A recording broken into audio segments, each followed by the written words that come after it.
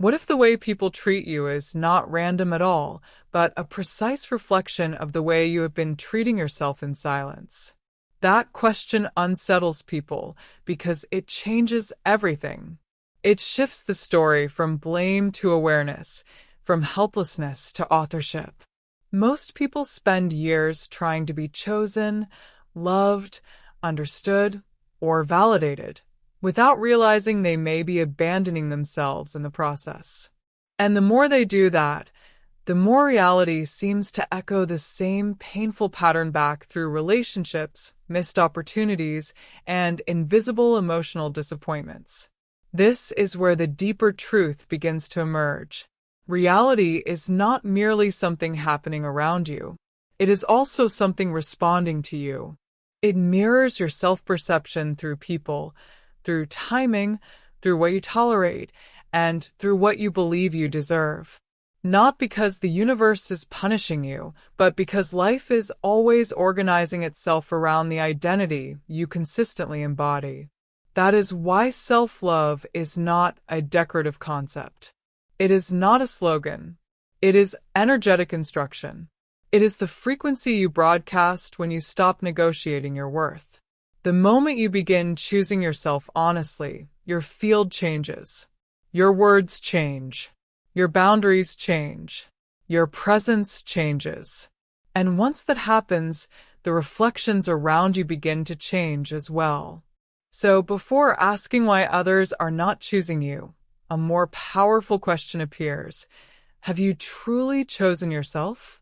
Because everything that follows in this journey begins there, in that invisible decision no one sees, but reality always obeys. If reality is truly reflecting you, then what exactly is it seeing when it looks back at your life? This is where things become deeper and more confronting, because what reality reflects is not what you say you want. It reflects what you consistently demonstrate through your thoughts, your emotional patterns, your standards, and, most importantly, your self-perception. You can affirm confidence all day long, but if beneath it there is a quiet tolerance for less than you deserve, reality will organize itself around that tolerance. You can desire love, but if part of you still believes love must be earned through effort, sacrifice, or self-silencing, that belief becomes the blueprint. Not consciously, but energetically, automatically, precisely. And this is why so many people feel stuck in repeating cycles. Not because they are broken, but because they are consistent. Consistent in what they accept. Consistent in what they expect. Consistent in how they relate to themselves when no one is watching. Your identity is not what you declare once. It is what you rehearse daily. It is the version of you that shows up in subtle moments, when you hesitate to speak your truth, when you overgive to maintain connection, when you shrink to avoid discomfort. And reality is always paying attention to those moments, because those are the signals that define your baseline. Those are the instructions that shape what feels normal for you to experience. And once something feels normal, life will keep recreating it, not as punishment, but as alignment. So the real question is no longer, why is this happening to me? It becomes something far more powerful. What version of me is this reality perfectly responding to? And if reality is responding to a version of you, then who taught you to become that version in the first place? Because the truth is, you did not wake up one day and decide to shrink, to overgive, to doubt yourself, or to seek validation outside.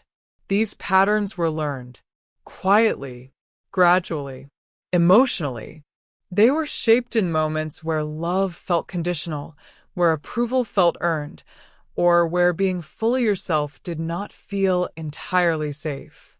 So you adapted. You became more agreeable, more attentive, more careful. You learned to read the room before expressing yourself. You learned to prioritize connection over authenticity. And without realizing it, you began to associate being loved with being a certain version of yourself. But here is the hidden cost. Every time you adjust who you are to maintain acceptance, you send a signal to your own system. Who I am is not enough. And that signal does not stay internal. It radiates outward. It informs how others perceive you, how they treat you, and how much space they feel allowed to take in your life. This is why self-abandonment often goes unnoticed. It feels familiar. It feels normal. It even feels necessary. But over time, it creates a quiet disconnection between who you are and who you express. And that disconnection is exactly what reality mirrors back, through relationships where you feel unseen, through dynamics where you give more than you receive, through situations where something always feels slightly off. So the question becomes unavoidable now. Are you living as your true self, or as the version of you that once learned how to survive love? If this is opening your perspective, take a moment to subscribe and like the video. It helps this message reach those who are ready to hear it. So, what happens when you finally begin to question that version of yourself? The one that learned how to survive, but not how to fully exist? At first, it does not feel like freedom. It feels like tension. Because the moment you start choosing authenticity over adaptation, something inside you resists. Not because it is wrong, but because it is unfamiliar. Your nervous system has been trained to associate safety with certain behaviors, pleasing, agreeing, holding back, over-explaining. And now, as you begin to step outside of those patterns, your system interprets it as risk. This is the part most people misunderstand. They think, if this feels uncomfortable, it must not be right. But in reality, discomfort is often the exact signal that you are stepping beyond an old identity. There is a moment, subtle but powerful, where you feel the urge to say what you truly think and you hesitate, where you feel the need to set a boundary and your body tightens, where you want to express yourself freely, but something pulls you back. That moment is the threshold. It is the space between who you were conditioned to be and who you actually are. And what you choose in that moment begins to redefine your entire reality. Because every time you honor your truth, even when it feels uncomfortable, you're sending a new signal. A signal of self-respect, of internal alignment, of quiet certainty. And reality responds to that. Not instantly, but inevitably. So instead of asking how to eliminate the discomfort, a more powerful question emerges. Can you stay present through it long enough to become someone new? What if the discomfort you feel when you begin to be yourself is not a warning, but an initiation? Because that tension you experience is not random. It is the friction between two identities, the one you have practiced for years, and the one that has always existed beneath it, waiting for expression. And here is where most people turn back. Not because they are incapable of change, but because they misinterpret the sensation. They believe that ease means alignment, when in reality, ease often means familiarity. And familiarity is exactly what has been keeping them in the same emotional patterns, the same relationship dynamics, the same internal conflicts. Your system is not designed to immediately reward transformation. It is designed to preserve what it already knows. So when you choose to speak more honestly, to set a boundary, to stop overgiving, to no longer chase validation, your body reacts. Your mind questions. Your old identity tries to pull you back into what feels predictable. But that moment, that internal resistance, is where your power is concentrated. Because every time you move through that discomfort instead of retreating from it, you are no longer reinforcing the past. You are interrupting it. You are showing your system that a new way of being is not only possible, but safe. And slowly something shifts. The tension softens. The clarity increases. The need for approval begins to dissolve. And in its place, something far more stable emerges, a quiet sense of self that does not depend on external responses to exist. So the real question is no longer whether this feels easy. It becomes, are you willing to stay long enough in the unfamiliar to finally become real?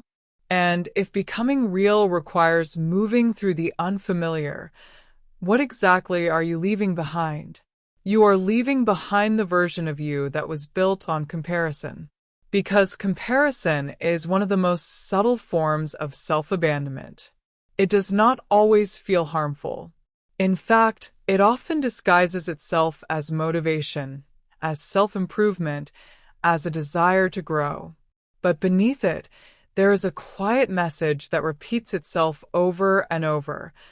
I am not enough as I am.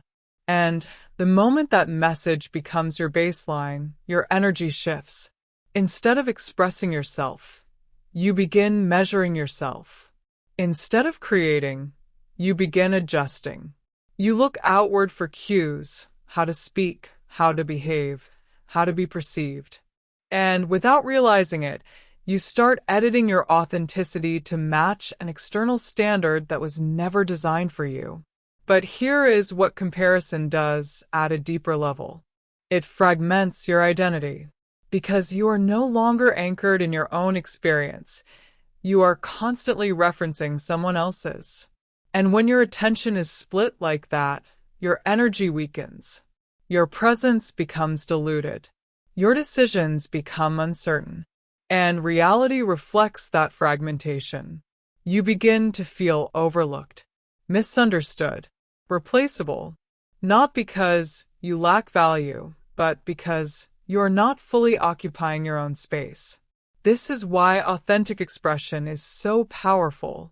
The moment you stop comparing and start expressing, your energy consolidates. Your voice becomes clearer. Your presence becomes stronger. Not louder, but more certain. And that certainty creates something magnetic. So the question becomes simple, but confronting. Are you here to imitate what already exists, or to express what only you can bring into reality? If your power returns the moment you stop comparing, then what happens when you fully allow yourself to be seen as you are? This is where true magnetism begins, not in perfection, not in performance, but in presence. Because there is something deeply compelling about a person who is not trying to be someone else. Someone who is not scanning the room for approval, not adjusting their tone to be accepted, not filtering every word to avoid judgment. There is a stability in that kind of presence, a groundedness that does not need to prove anything, and people feel that, not always consciously, but energetically. It is the difference between someone who is seeking validation and someone who is anchored in self-recognition. One pulls energy outward, trying to be chosen. The other radiates energy because they have already chosen themselves. And this is where many people get it wrong. They think attractiveness comes from doing more, saying the right things, becoming more impressive. But in reality, it comes from removing what is false. From no longer performing. From no longer abandoning yourself in subtle ways. Because every time you hold back your truth, every time you suppress your natural expression, you create a gap between who you are and what you show. And that gap is felt. But when you close that gap, when your internal state matches your external expression, something shifts instantly. You become coherent. And coherence is powerful. It communicates clarity without effort. It builds trust without explanation. It attracts without chasing. So instead of asking how to be more attractive, a deeper question emerges. What parts of you are you still holding back, and what would happen if you finally let them exist? And what is it exactly that you are holding back? Because when you look closely, it is rarely your strengths. It is not your abilities, your intelligence, or even your potential. What you hold back are the parts of you that feel uncertain, different, or difficult to control. Your truth, your preferences, your boundaries, your voice in moments where it might disrupt the dynamic. And that is not accidental. At some point, expressing those parts came with a cost. Maybe it created tension. Maybe it led to rejection. Maybe it made you feel exposed. So your system learned something very quickly. It is safer to edit myself than to risk losing connection. And that belief becomes a silent rule. You begin to filter what you say. You soften your opinions. You tolerate things that do not feel right. You give more than you receive, hoping it will secure closeness. But what it actually does is create imbalance, because the connection is no longer built on who you are, but on what you are willing to suppress. And over time, something inside you starts to feel disconnected. Not from others, but from yourself. This is the deeper cost of holding back. It is not just that others do not fully see you. It is that you stop fully experiencing yourself. Your energy becomes contained. Your expression becomes limited. Your presence becomes smaller than it is meant to be. And reality reflects that contraction. So the question is no longer whether it feels safe to express yourself. It becomes, what is the cost of continuing to hold yourself back? And are you finally ready to pay a different price? And what is that different price? It is the willingness to be misunderstood. Because the moment you stop editing yourself, you also release control over how others perceive you. And that can feel unsettling. For so long, your safety may have been tied to being liked, being agreeable, being easy to understand. But authenticity does not guarantee approval. It guarantees truth. And truth is not always comfortable for others. When you begin to express yourself more clearly, to set boundaries without over-explaining, to say no without guilt, something shifts in your relationships. Some people will feel closer to you because they are finally experiencing something real. But others may resist. Not because you are wrong, but because your change disrupts the version of you they were used to. This is where many people shrink again. They interpret that resistance as rejection, as failure, as a sign that they have gone too far. So they adjust, they soften, they return to what feels familiar. And in doing so, they reinforce the very pattern they were trying to break. But here is the deeper truth. Being misunderstood is not a problem. It is a filter. It reveals who is aligned with your truth and who is only comfortable with your adaptation. And that clarity, although uncomfortable at first, creates something powerful. Space. Space for relationships that are based on authenticity, not performance. So instead of asking how to avoid being misunderstood, a more aligned question emerges. Can you remain grounded in who you are, even when others do not immediately recognize it? And what happens when you finally stop trying to control how others respond to you? At first, it feels like you are losing something, a sense of influence, a sense of predictability. For a long time, you may have believed that if you said the right thing, behaved the right way, or gave enough of yourself, you could shape how people treated you. That you could earn consistency, affection, or respect through effort. But that belief comes with a hidden weight, because it places your emotional stability in the hands of something you cannot truly control, the reactions of others. And the more you depend on those reactions, the more you begin to adjust yourself in subtle ways, trying to maintain a desired outcome. This is where resistance is created. Not because you want something, but because you are attached to how it must happen. You monitor responses. You anticipate outcomes. You try to manage perception. And in doing so, your energy becomes tight, contracted, conditional. And reality responds to that contraction. It reflects delays, inconsistencies, uncertainty, not as punishment, but as a mirror of the internal pressure you are holding. But the moment you release that control, something unexpected happens. Your energy expands. You begin to act from alignment rather than strategy. You express without calculating. You give without needing a specific return. And paradoxically, this is where your influence becomes real because it is no longer forced. It is natural. So instead of asking how to control outcomes, a deeper question emerges.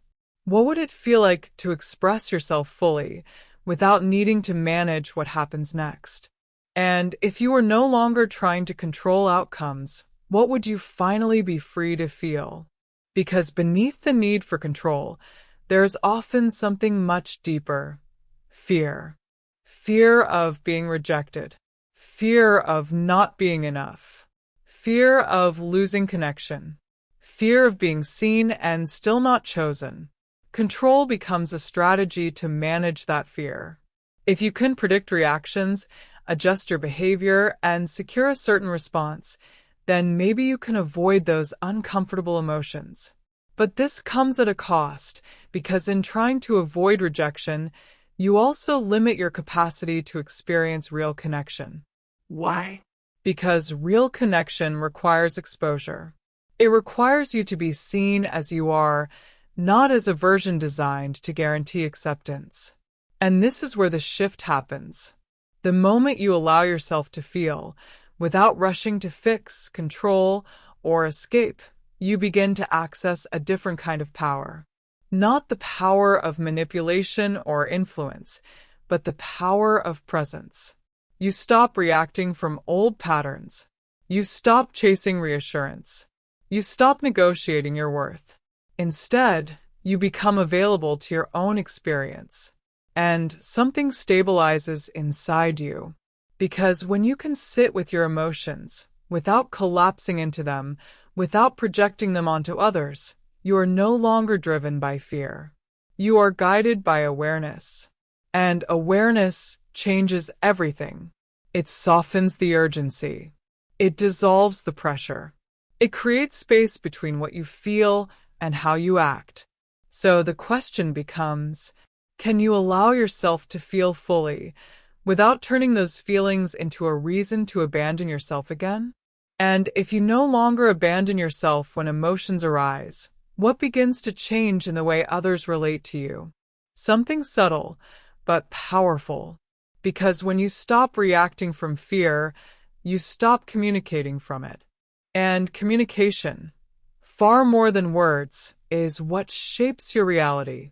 The tone you carry, the energy behind your presence, the way you hold yourself in silence, all of it sends signals. And people respond to those signals. Before, when fear was leading, your communication may have been filled with hidden tension. Even when you were kind, there may have been an underlying need. Even when you gave, there may have been an expectation. Even when you stayed quiet, there may have been an internal pressure building. And that is felt, not always consciously, but energetically. It creates confusion. It creates imbalance. It invites dynamics where others take more space, while you slowly take less. But when you shift internally, when you no longer need to be validated, when you're not trying to secure a response, your communication becomes clean. Clear. Direct. Grounded. You begin to say what you mean without over-explaining. You express without apology. You listen without losing yourself. And most importantly, you no longer betray your own boundaries to maintain harmony. This changes the entire dynamic, because people now meet a different version of you. One that is not negotiating for acceptance, but naturally aligned with self-respect. And that recalibrates everything. So instead of asking how to be understood, a deeper question arises. What are you communicating beyond your words about how you expect to be treated? And if your communication is constantly signaling how you expect to be treated, what role do your boundaries actually play in shaping your reality? Because boundaries are often misunderstood. Many people think boundaries are about controlling others, about telling people what they can or cannot do. But in truth, boundaries are not about others at all. They are about you. They are the line where your self-respect becomes visible.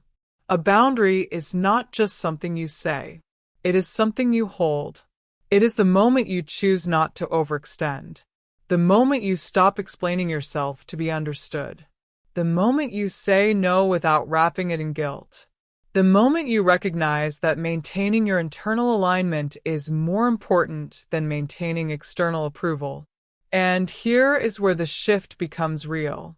Because the moment you begin to hold boundaries consistently, you interrupt old patterns.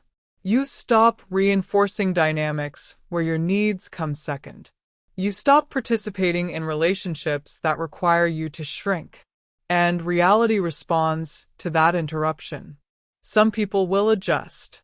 They will meet your clarity with respect. Others will resist. Not because your boundary is wrong, but because it removes access they once had to a version of you that no longer exists.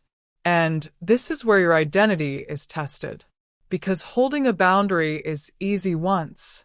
Holding it consistently is what transforms your reality.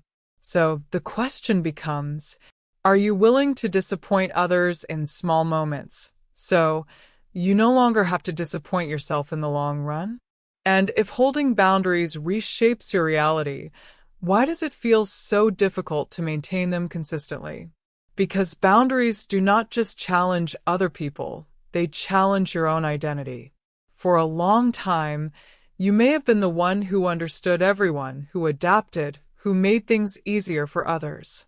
That role may have given you a sense of connection, even a sense of value. You were needed. You were appreciated. You were good. So when you begin to change that pattern, it is not just a behavioral shift. It is an identity shift.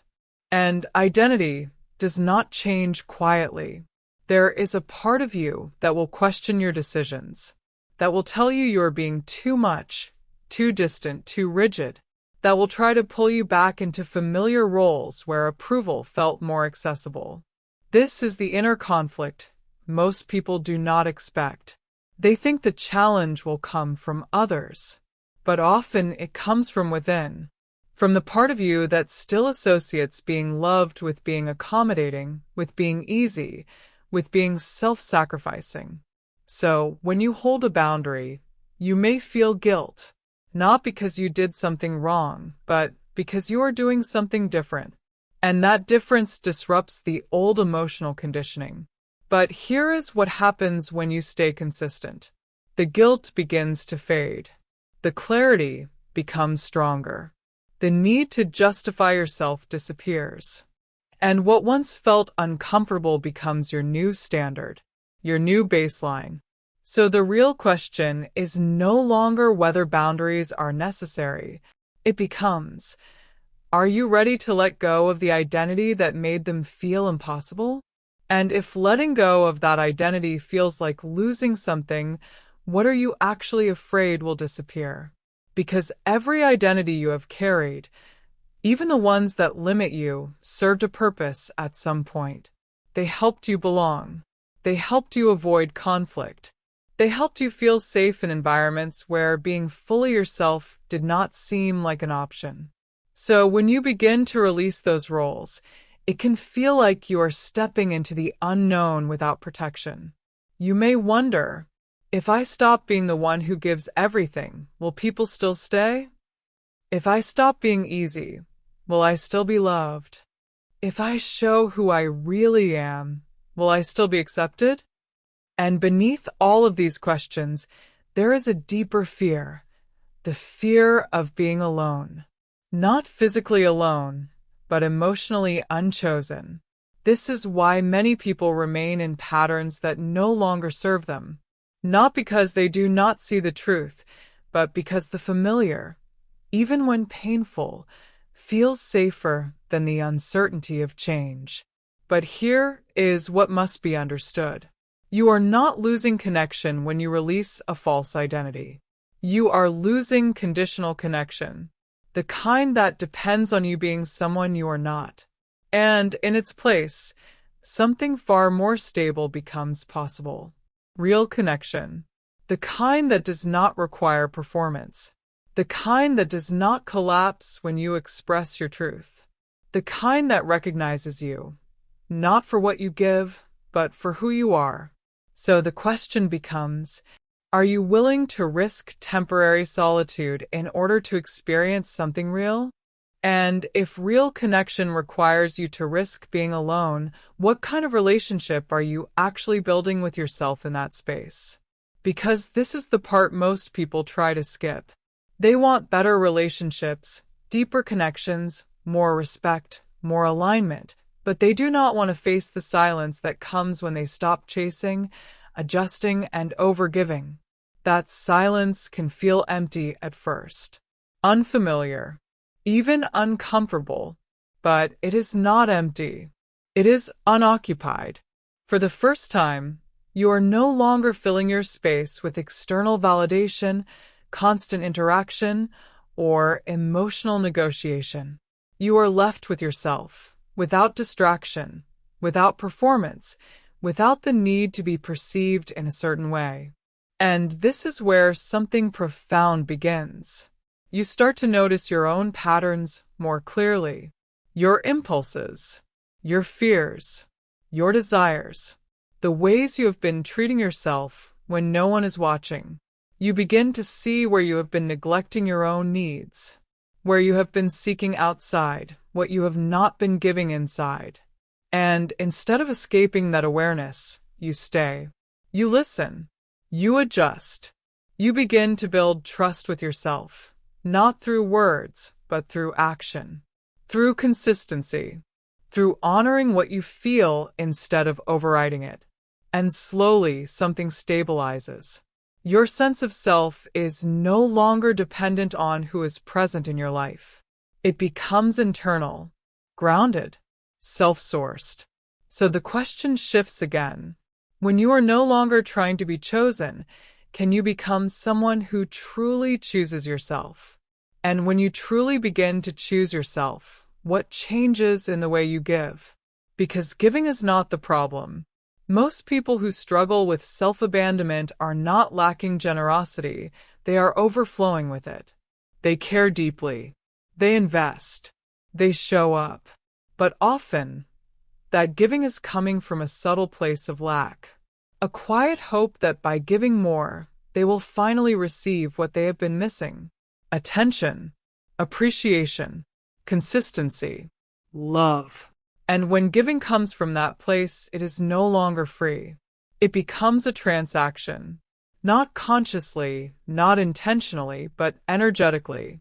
There is an expectation attached, a need, a silent agreement that says, if I give this, I hope I will receive that. And when that expectation is not met, something shifts internally. Resentment, confusion, emotional exhaustion. Because the giving was not aligned, it was compensating. But when you begin to choose yourself, your relationship with giving transforms.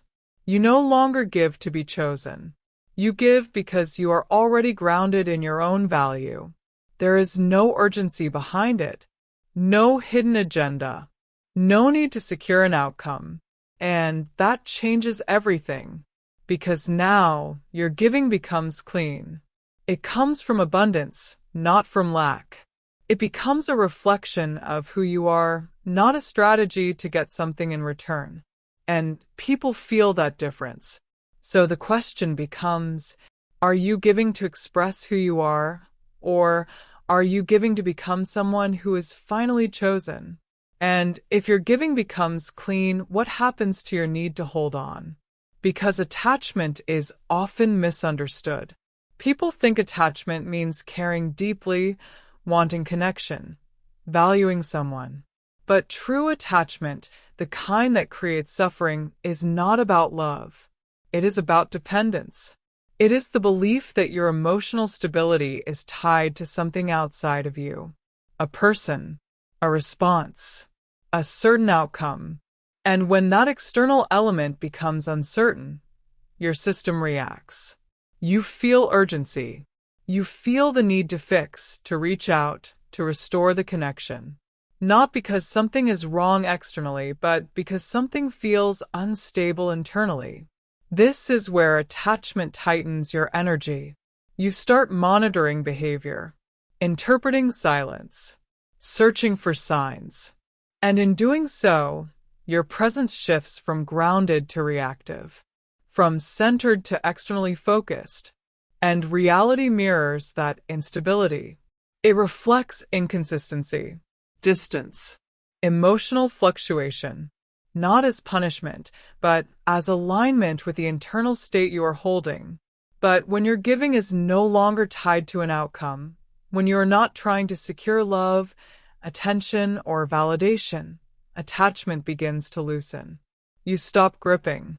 You stop chasing. You stop needing. And in that space, something unexpected happens. Connection becomes lighter, more natural, more honest, because it is no longer driven by fear of loss, but by presence. So the question becomes, can you allow connection to exist without trying to control it, and trust that what is aligned will remain? And if you no longer need to control connection, what happens to your sense of worth? Because for most people, worth has been unconsciously outsourced. It has been measured through attention, through validation, through how consistently someone shows up, through how desired, chosen, or prioritized they feel. And when those external signals fluctuate, their sense of self fluctuates with them. One moment they feel confident, the next uncertain. One message lifts them, one silence destabilizes them. This is not because they lack value. It is because their value has been made conditional. Conditional on response. Conditional on behavior. Conditional on being seen in a certain way. And as long as your worth depends on something outside of you, you will always feel the need to secure it, to maintain it, to protect it, which brings you back into control, attachment, and self-abandonment. But when you begin to reclaim your worth internally, something fundamental shifts. You stop asking, "What does this mean about me?" every time someone behaves inconsistently. You stop interpreting external situations as reflections of your value. You begin to separate your identity from the actions of others. And this creates stability, a kind of emotional independence that does not isolate you, but anchors you. You can still care. You can still connect. But your sense of self no longer rises and falls based on what happens externally. And that stability changes how others relate to you. Because you are no longer negotiating your worth, you are embodying it. So the question becomes, if your value were no longer up for debate, how differently would you show up in your life? And if your value were no longer up for debate, what would you finally stop tolerating? Because tolerance is one of the clearest reflections of self-worth. Not what you say you deserve, not what you hope for, but what you consistently allow. The situations you stay in, the behaviors you excuse, the dynamics you justify, even when something inside you quietly knows it is not aligned. Tolerance reveals your standard, and your standard shapes your reality. If you tolerate inconsistency, you normalize instability. If you tolerate disrespect, you normalize imbalance. If you tolerate being unseen, you normalize disconnection. Not because you want these experiences, but because your system has learned to accept them as familiar, as manageable, as not that bad. But here is the deeper truth. Every time you tolerate what is not aligned, you are reinforcing an identity that says, "This is what I am available for." And reality responds to that availability. It continues to bring you experiences that match it. This is why change does not begin with attracting something new. It begins with no longer accepting what is misaligned. And that requires clarity. Clarity about what you feel. clarity about what you need, clarity about what you are no longer willing to negotiate. Because the moment your standard rises, your reality must reorganize. Not always immediately, but inevitably. So instead of asking how to receive more, a more precise question emerges. What are you still tolerating that no longer matches the version of you are becoming? And once you stop tolerating what is misaligned, how do you stay consistent when reality does not change immediately? Because this is the phase where most people lose their momentum. They make a shift internally. They raise their standards. They begin to show up differently. And for a moment, everything feels clear. But then nothing seems to change externally. The same patterns appear. The same dynamics try to re-enter. The same types of situations show up again. And doubt begins to whisper. Maybe nothing has really changed. Maybe this is just how things are. Maybe I should go back to what was easier. But what you are experiencing in that moment is not failure. It is delay. A natural gap between internal transformation and external reflection. Because reality does not respond to a single decision, it responds to sustained identity. It reorganizes around what you consistently embody, not what you momentarily feel. And during this transition, the old patterns often reappear one last time, not to pull you back, but to test your alignment. Will you respond the same way as before? Or will you hold the new standard, even when it feels inconvenient, even when it feels lonely? This is where your power stabilizes. Because consistency, not intensity, is what creates real change. Every time you choose differently, you reinforce a new signal. Every time you hold your standard, you weaken the old pattern. And slowly, the external begins to reflect what you have already claimed internally. So the question becomes, can you remain aligned with who you are becoming, even before your reality fully confirms it? And if you remain aligned before reality confirms it, what begins to reveal itself in your life? Something subtle at first, almost easy to overlook. Small shifts, different conversations, unexpected opportunities, a sense of ease in situations that once felt heavy. You may notice that certain dynamics no longer affect you the same way, or that people begin to respond to you with a different tone, a different level of respect, a different kind of attention. This is not coincidence. This is coherence becoming visible. Because when your internal state stabilizes, when your thoughts, emotions, communication, and actions begin to align, you create a clear signal. And reality responds to clarity faster than it responds to desire. You are no longer sending mixed instructions. You are no longer saying one thing while tolerating another. You are no longer expressing confidence while internally doubting your worth. That internal contradiction dissolves, and what remains is consistency. And consistency has momentum. It begins to reorganize your environment. It filters what enters your life. It amplifies what resonates with your new identity and quietly removes what is not. Sometimes this feels like expansion. Sometimes it feels like loss. But both are part of the same process. Because as you become more aligned, life becomes more precise. It no longer supports versions of reality that require you to abandon yourself to maintain them. So instead of asking why things are changing, a more accurate question emerges. What in your life is now being rearranged to match who you have finally decided to be? And as life begins to rearrange itself around you, can you recognize the difference between loss and alignment? Because this is where the process becomes deeply misunderstood. When something leaves, whether it is a relationship, a dynamic, or a familiar version of your life, the immediate reaction is often to interpret it as rejection, as something going wrong, as evidence that you have lost something valuable.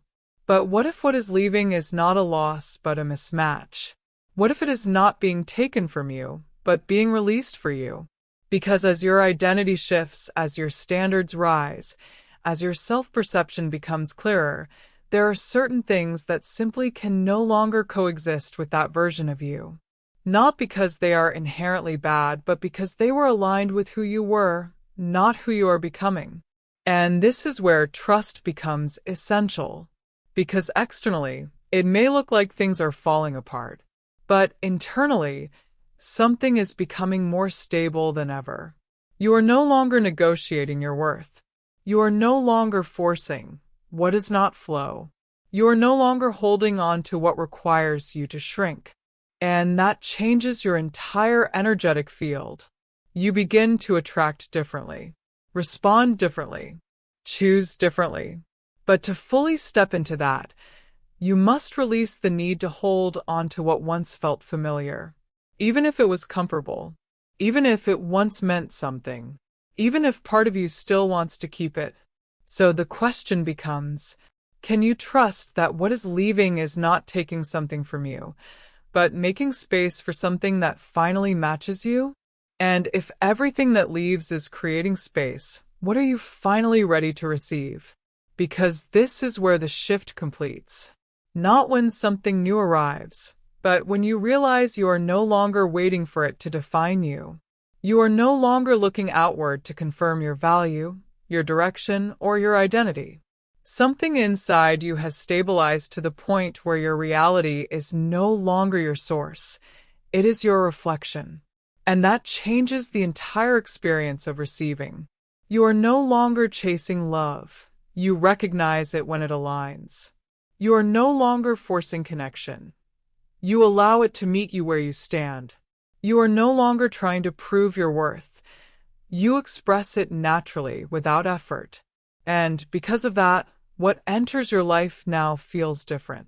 Cleaner. Lighter. More precise. Not because it is perfect, but because it does not require you to abandon yourself to sustain it. This is the true essence of co-creation. It is not about controlling outcomes or manifesting specific people or situations. It is about becoming so aligned within yourself that what arrives is a natural extension of who you are. A reflection that feels stable not because it is guaranteed, but because you are no longer dependent on it to feel whole. And this is where the deepest form of attraction exists. Not in seeking, not in effort, but in embodiment. So instead of asking what you can attract next, a final question remains. Who are you now when you are no longer trying to become someone else? And what kind of reality can finally meet you there? If something in this message resonated with you, if you felt a shift, even a subtle one, then this is your moment to anchor it. Subscribe to the channel and follow for more content that expands your awareness and strengthens your inner alignment. Like this video so it can reach others who are ready to break these patterns too. And share it with someone who may need to hear this right now. Because the more you reinforce what is true for you, the more your reality begins to reflect it.